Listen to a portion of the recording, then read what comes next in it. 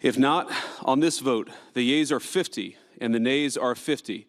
The Senate being equally divided, the Vice President votes in the affirmative, and the nomination is confirmed.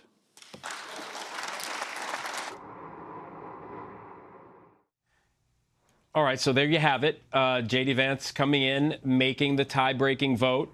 It wasn't the robust clapping that you can hear from a lot of times from one side or the other, but this was split right down the middle, and they're looking up toward the gallery. It looks like clapping for Hegseth, who rather unusually chose to be there with his family, but now gets to celebrate as that.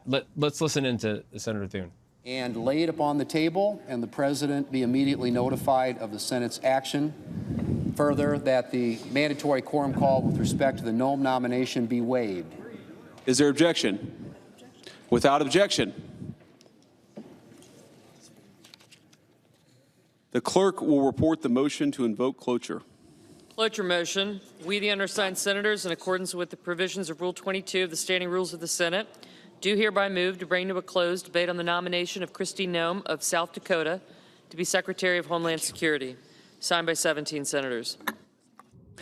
By unanimous consent, the mandatory quorum call has been waived.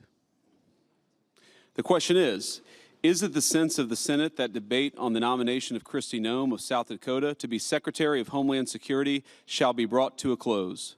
The yeas and nays are mandatory under the rule. The clerk will call the roll. Ms. Also Brooks. All right, so Jay, I want to bring you back in. We got more than just the passing of Pete Hegseth's confirmation there. They talked, as you said, about Kristi Noem. I think you said that vote's going to happen at like 4 or 5 o'clock in the morning on Sunday, but there's going to be no debate on whether or not they're going to have the vote, right?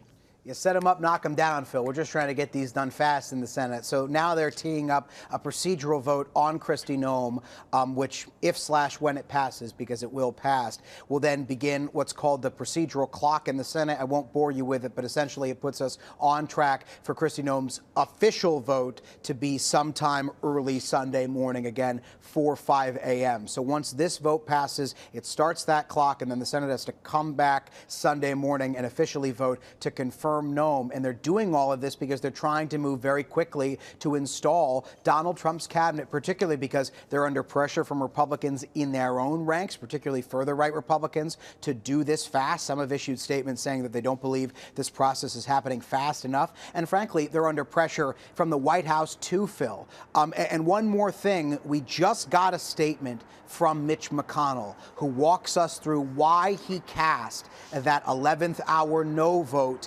against Pete Hegseth. I just want to give you a snapshot of a little bit of what McConnell said, because it is at times a scathing statement. He says, effective management of nearly 3 million military and civilian personnel, an annual budget of nearly $1 trillion, and alliances and partnerships around the world is a daily test with staggering consequences for the security of the American people and our global interests. He's talking about what the Secretary of Defense has to do. Quote, Mr. Hegseth has failed as yet to demonstrate that he will pass this test. That was Mitch McConnell there demonstrating why he's a no vote on Pete Hegseth. So far in this statement, and I've gone through it, he doesn't talk as much about controversial elements of Hegseth's past or Hegseth's comments about women in combat, but instead he seems to indicate in this lengthy statement that he doesn't feel that Hegseth has the requisite experience to lead the Department of Defense. But nonetheless, Phil, we saw JD Vance cast that tie-breaking vote. Hegseth will lead the Department of Defense.